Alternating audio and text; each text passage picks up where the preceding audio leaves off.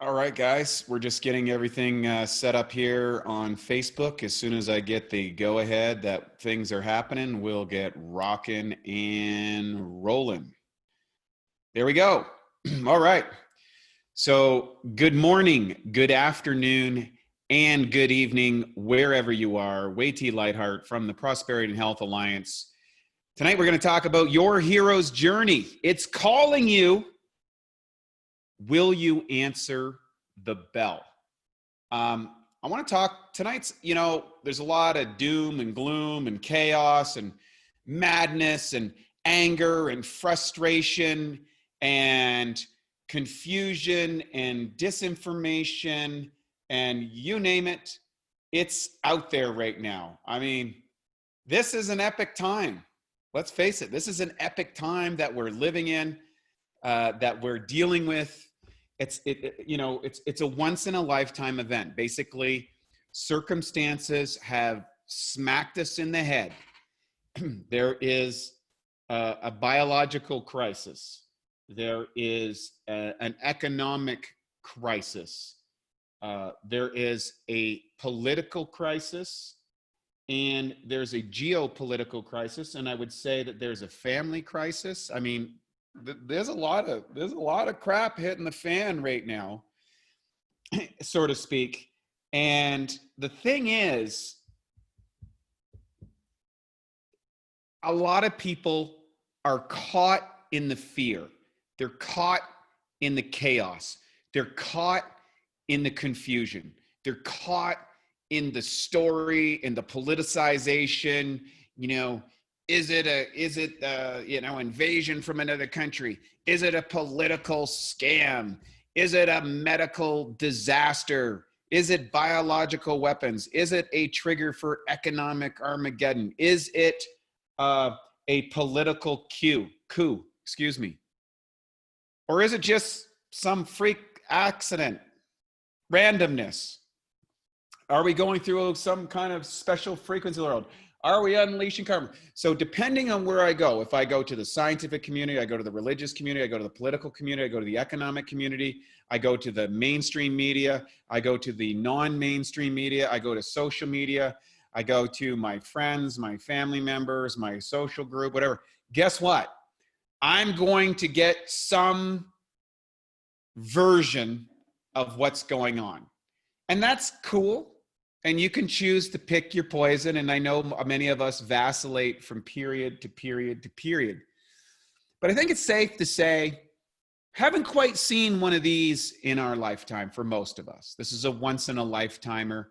And I believe things are going to get extraordinarily good or extraordinarily bad, depending on the collective choice of each and every one of us.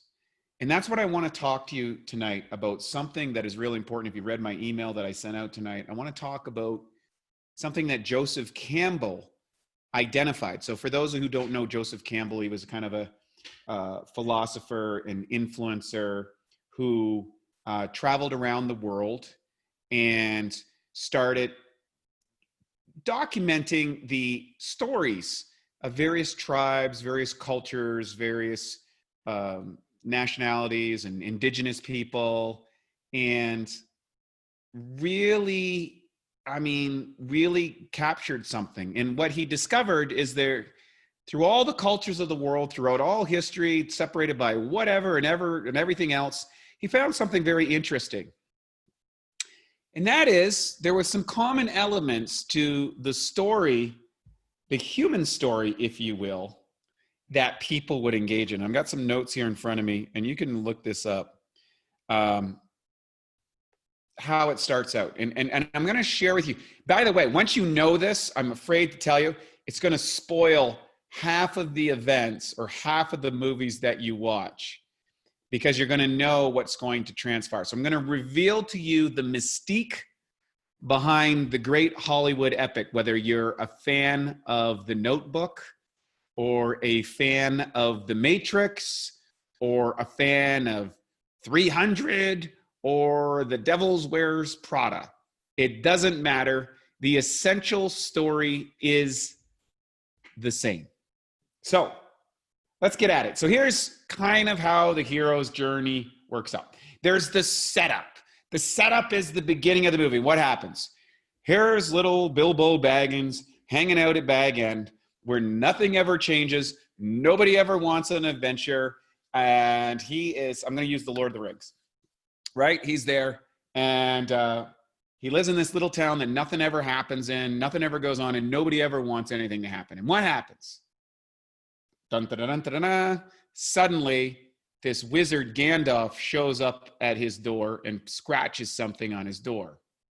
And the next thing you know, and late in the evening one night, there's a ring at the door and there's some people showing up. Some strange people that have never been seen before in this area. And Bilbo doesn't want to have anything to do with it. And why doesn't he want anything to do with it? Well, because he lives his ordinary life. Now, this is a lot like our life. Probably before this was going on, you're working at your job, you're paying your mortgage, you got the kids in school, and, you know, they're going to Little League and gymnastics and all that sort of stuff. And everything's kind of normal. And then all of a sudden, kablooey, everything blows up. And like in this situation, these people show up and they throw this great party. He doesn't know what's going on. There's pots and plans. They're eating him at his home. It's a crisis. It's chaos. He's losing his mind. He's going to run out of food. He doesn't know how to deal with it. These strange people are there. They're singing songs and it's getting madness. And all of a sudden, he is initiated into this traveling group who expects him to go face some dragon who has torn apart and terrified an area, but these guys are going to go on a quest, an adventure, and they need him because Gandalf said, dude, you're the guy that's going to do this. And what happens? What happened? No, get out of my house. Get out of my house, everybody. I don't want anything to do with this. Even though he's kind of up at it, he refuses the call. He's resistant to changing life the way it is. But little does Bilbo know that Gandalf, who is his mentor, his master, is sharing with him. He's opening up the door. He's giving him a little key to say, Mr. Bilbo Baggins, you may not know this, but destiny is calling you. The most smallest, insignificant, never heard of, mild-mannered, never want to do anything, the least likely person in the world to go off on an adventure is Bilbo Baggins. And you might feel this way in your own life. Maybe you've never been on an adventure. Maybe life was just really normal and going through this. But like the hero, the protagonist in this journey, you have to realize is that, guess what? And I'm going to some references here because you can find some of these online. So I just want to make sure I get all the points. That something is up. And in this case, these dwarves want him to go in, help them get this massive treasure from a dragon, who is the fiercest creature ever. And they're going to go on some crazy adventure. So off. And what do you know? He decides he refuses everything. And the next morning he wakes up and realizes, you know what? I got to go do this. And he takes the jump. He makes the leap. He engages in the quest. He steps into the unknown. Now, why is this important to you? Because guess what? People are saying we're going to go back to normal. Some of our political leaders say there's going to be a new normal where we don't touch each other, we don't hug each other, we wear masks all the time, and we wait to be inoculated by some technocratic idea of how we need to protect ourselves, right? And maybe get chipped and monitored so that everybody can track everything that we do and everywhere we go and everything that we spend. And if we violate that, we get thrown in some kind of jail. Or we can't buy or sell anything and we starve to death and die. Okay. So as he gets on this quest, he steps out of his comfort zone, and I'm asking and inviting people to step out of their comfort zone, to speak up, to take advantage of their constitutional rights, to see the opportunities that are inside of this, what looks like absolute total chaos, is an opportunity to invite your greater self, to discover that you have hidden talents, abilities, powers. I would say your superhero self lying dormant in your DNA. Because think about this.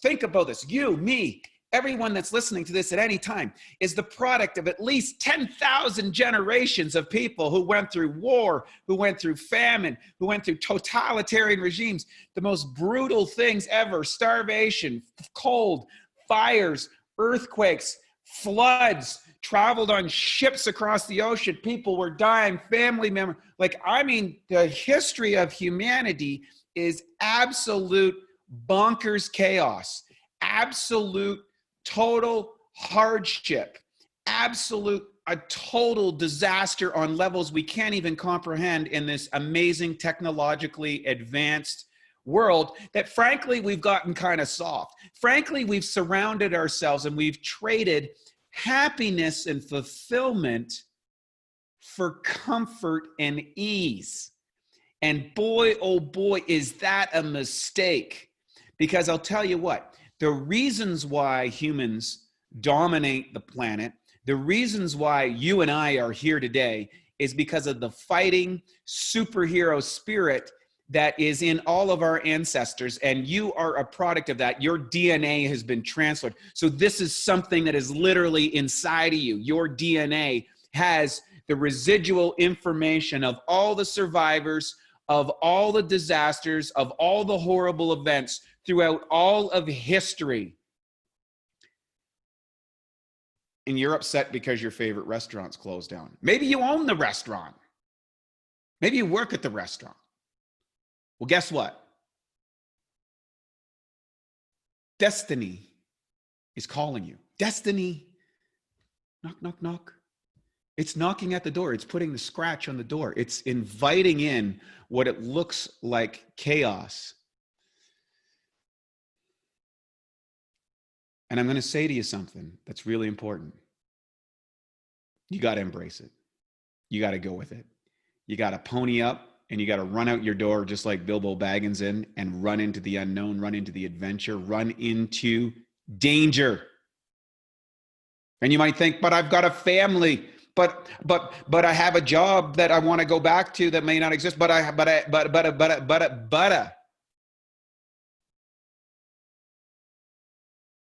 Some of the people in that program did stay home. They didn't come out. They didn't do that. And we never heard about them. There is no story about them. Nothing wrong with that.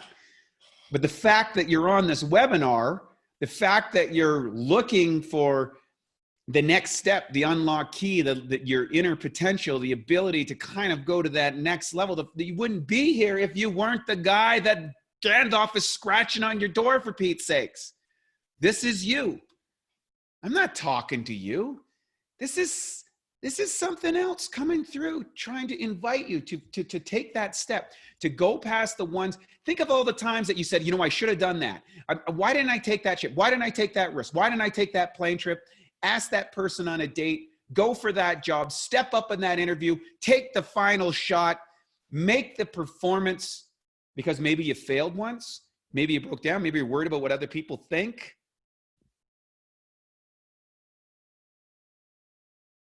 People don't really care about you that much as you might think. You might have a couple of people that really care, that really support you, but at the end of the day, most of us are living in illusions. We've bought into Facebook and social media and Instagram. Look, I got 57 followers or 5,000, and therefore I'm more important or more famous, and obviously I matter. No, what are you doing? You're just scrolling through people too. Everybody's doing it. It's a total illusion.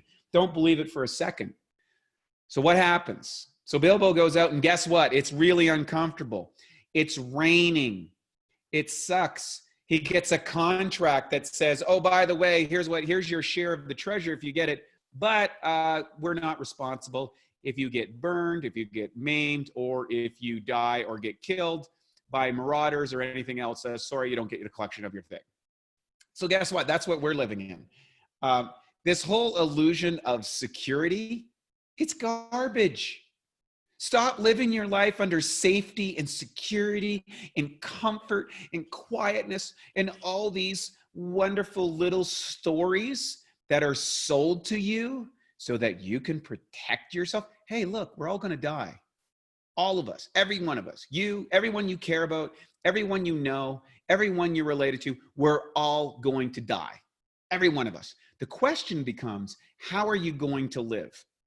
You need to contemplate your death. You need to contemplate the very last day of your life and get comfortable with it, because only when you alleviate that fear can you move forward. Just like Bilbo had to sign the contract and run towards danger, so do you, because that's where opportunity is. And that's counter to what everybody's saying. But look what all this protection has gotten us. All this protection has you locked up in your home, wearing a mask, not hugging, kissing, and loving your kids. Your kids can't go to play. Your business are being shut down. They're being controlled. Think about this. The dragon has come to the village and it's burning down everything that we value, that we love, that we want. The question is, are you going to run out onto the quest and deal with it? Because that's what your ancestors did. They did it. The proof of that is you're here. So what happens? Confrontation. First thing, they get the rain. First, it's uncomfortable. Then they're not eating as much. All of a sudden, a bunch of ogres show up. What? Ogres? We didn't have a deal with ogres. So what are ogres today? Adversity, people that poke at you, people that make fun of you, people that say you're crazy, people say that it can't be done, people that shower your negativity and stuff. These are the ogres that you are going to have to deal with. And guess what? They get themselves in trouble. They're going to get squashed and things, but guess what? They keep the game going, even when it looks hopeless, even when it doesn't work out. Guess what? It happens. They're okay. And then what happens? They get going a little further and there's more problems. There's orcs chasing them down. They're hunted by wargs, these crazy wolves, right?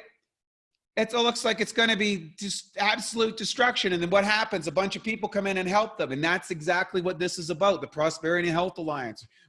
We're here to help you fight off the ogres and werewolves and the people that are hunting to take you out, and the friends that are condemning you, and the people scowling on you on the street because you're not wearing your mask.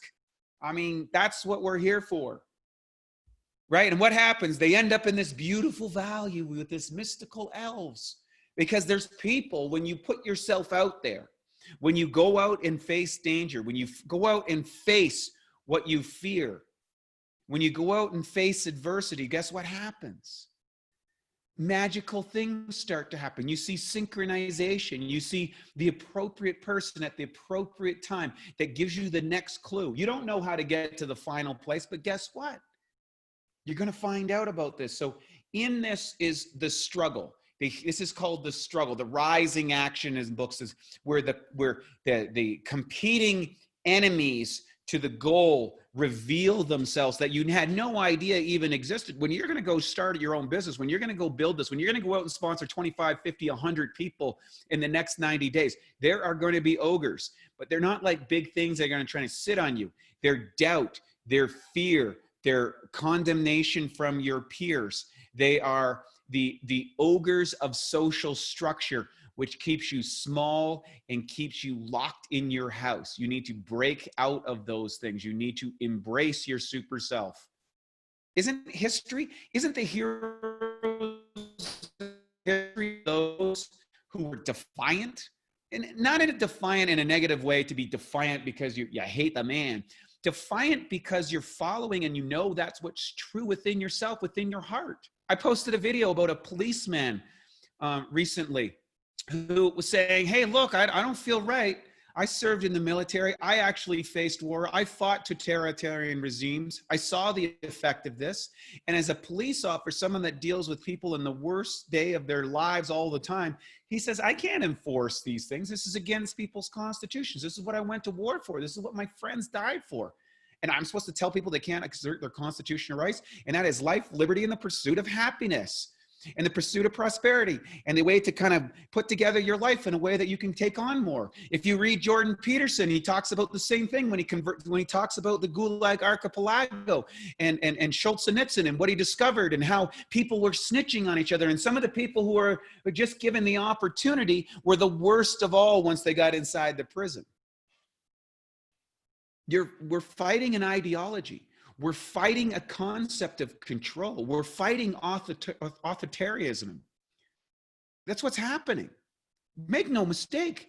People talk about World War I, World War II, the rebellions of history, you know, the movement from Martin Luther King, right? Rosa Parks stood up and said, I ain't going to the back of the bus, which triggered a revolution that allowed Martin Luther King to come up and transform our society. Mahatma Gandhi was a guy that said, wait a minute, you can't tell me how to live my life and control how I lead and control my relationship with my wife and tell you what I'm doing is illegal. No, I'm not putting up with that. No, go ahead, beat me. Go ahead, kill me. But you'll guess what you'll have? You'll have my dead body. You won't have my compliance to your stupid program.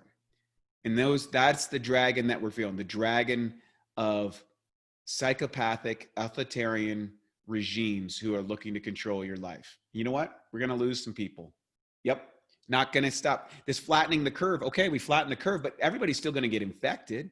What are you doing to boost up your immune system? What are you doing to boost up your financial system? Everybody's going to be affected by the economic chaos. Are you sharpening the sword? Are you girding up the shield? Are you putting on your armor? That is taking care of yourself, fighting for what's true, and building economic prosperity for yourself. These are the tools of control that are being put against you. And if you have no defense for that, you just cower. Like the people under the rule of these regimes, you have to step up and have courage. And you know what? It's risky.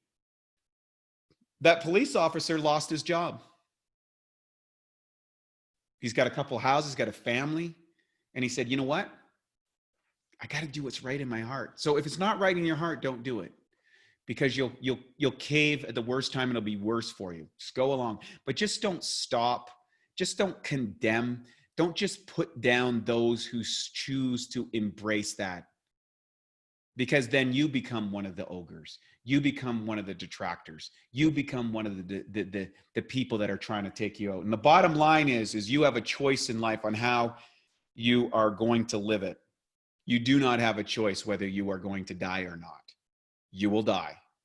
And history is full of people who tried to get past it but haven't. So let me check here. And by the way, thank you for the comments. I appreciate the comments and sharing of this. This is really, really important because we got to get this message out. So, and what happens at a certain point in this kind of confrontational point, and this happened in the case of the Lord of the Rings and Bilbo Baggins, is they get marauded in the mountains and caught by the orcs, and it's a terrible thing, but he sneaks away because he's so small and doesn't find, and he's insignificant, and finds, of course, the magic ring, which later on we find is the most important find in the last few thousand years. And he finds it in the most obscure place ever, dealing with a creature who's been consumed by this dark ring and its energy in it.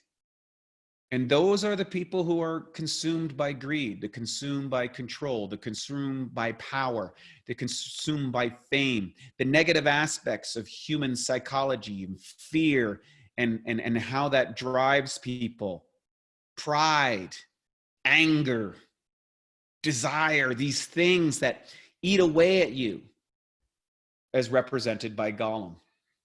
He's the representation of that whole thing. And it's tragic, right? It's tragic. And what happens is, in this ordeal, and everybody gets separated, and they get out of the chapter is, when I read it, was out of the frying pan into the fire, and they end up out in the woods, and they get chased by the orcs, and this epic battle become the main orc and the wargs that are coming after. It's horrible. You think they're never going to escape. And guess what? The team, the group that Bilbo's with, question him. They question his loyalty. They question his authenticity. They question, is he truly with them? They question his character. And the main leader puts them to the task.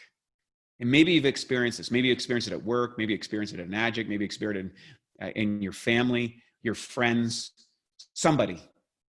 But make no mistake, when you break out of this pattern, when you move to the goal, when you reach for the stars, when you go on the quest, there's going to be setbacks. People are going to question you, and sometimes for good reason. And inside of that, you find yourself. You find your shortcomings, your strengths, your weaknesses. And in that, you bring forth a new strength. Because only when the wolves are at the door, literally beating it down to eat you up, will you really discover the strength inside of us. It takes that for most people. And this situation is that opportunity. It can arouse a sleeping giant. The great Japanese general said after burning or bombing Pearl Harbor, he said, "I fear that we have woken the sleeping giant." And guess what? He was right. 3 years later, the Japanese, along with the Germans, surrendered after a horrible and brutal conflict that left millions and millions and millions of people dead, and the launch of the atomic bomb. Now, interesting enough, since the development of the atomic bomb, we have actually enjoyed the longest historical aspect of peace worldwide in human history, because the consequences of war are so severe that we don't even want to think about them. So what happens? When the Odir comes, Bilbo seizes the sword and fights. He stands up for himself. He surprises everyone and battles the enemy with his fellow people. And when you go to battle, you will find people come up beside you, people that will support you, people that you might not have expected. Now, guess what happens? These are the tests. You find out who the allies are. You find out who the enemies are.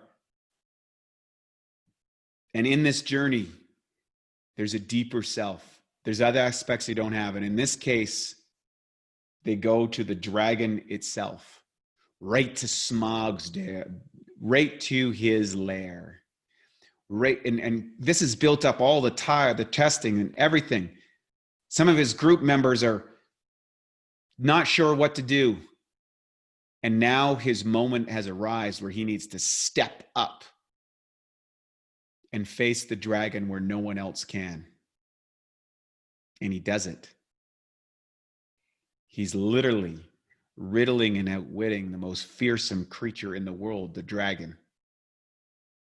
The deepest fear, the deepest aspect within yourself. Carl Jung talked about this and facing your shadow. The dragon represents your shadow, the part of you inside of your psychology that's held you back, that's kept you from grabbing everything that you could, that's told you the lies, the stories, you can't do it, you're not good enough, you're not smart enough, you're not from the right family, you don't have the skills, you don't have the ability, you're too small, you're too fat, you're too ugly, you're too not connected, you can't make a difference. What are you supposed to do? You get all those lies, the dragons of despair that roam the caverns of our psychology.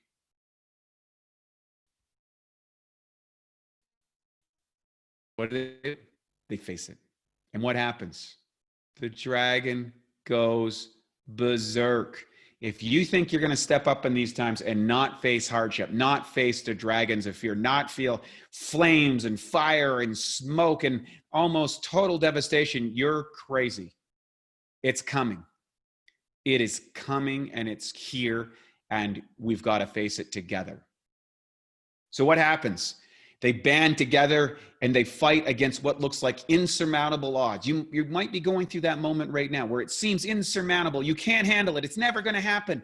There's no way you can come out of it. Every economic factor, every sociological factor, every medical science is saying it can't be done. So what are you going to do? Step up. Charge at it. Go into that dark night. Face the dragon. For only once you face it can you fully be free within yourself. This is the hero's journey. And what happens? They slay the dragon. There's conflicts after. They divide up the things. And the hero that accused Bilbo, and an army broke out, the war broke out. There's five, it was worse than the dragon thought. There was like a whole epic battle, and there was uniting of factors that were fighting against each other, against this terrible thing. And resolution came. And of course, the main leader, he dies. But what happened in that moment? There was resolution. And they found their friendship again. They found that connection again. And then what happens? He returns home. And he gets home. And what do you know? That people are ransacking his house. They're trying to take everything. It's chaos again. But Bilbo is not the same person. He's become new. He's become renewed.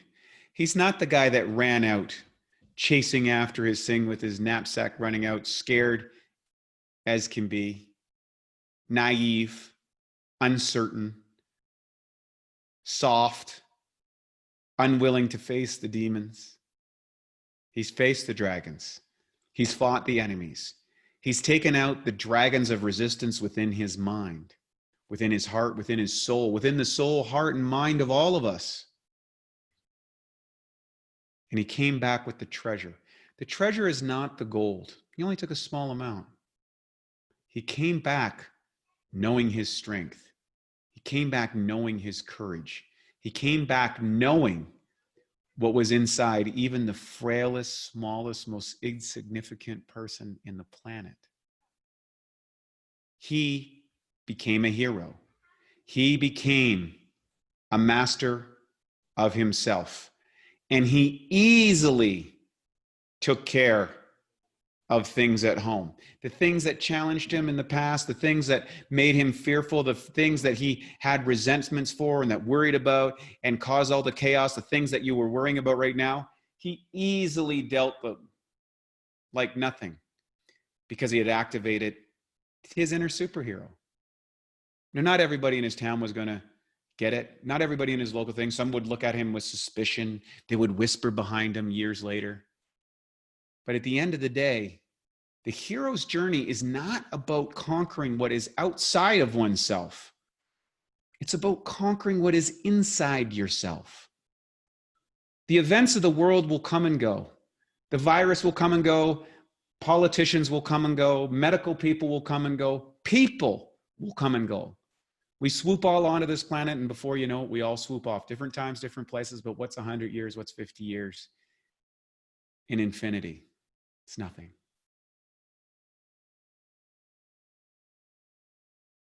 The reality is, your destiny is calling you right now. This is your moment. This is your chance. This is your opportunity disguised as chaos, adversity, and fear.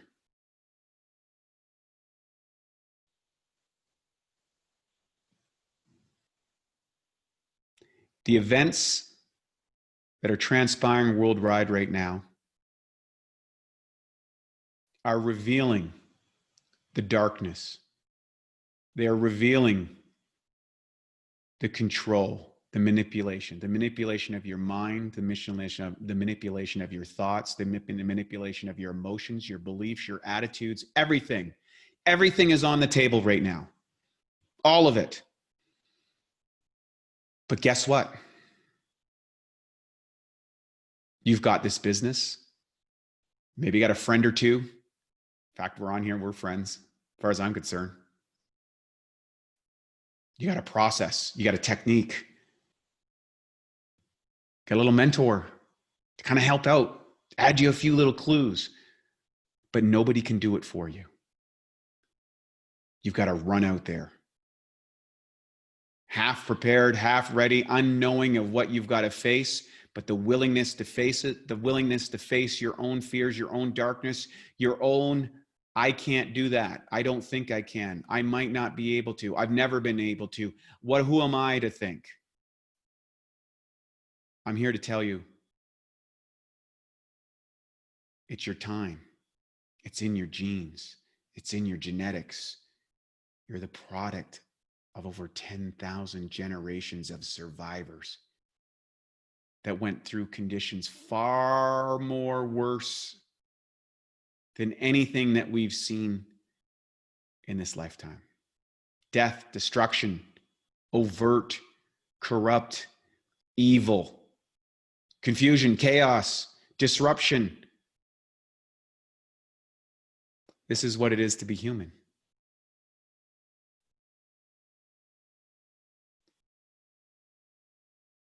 This is not the stuff they teach you at Harvard Business School.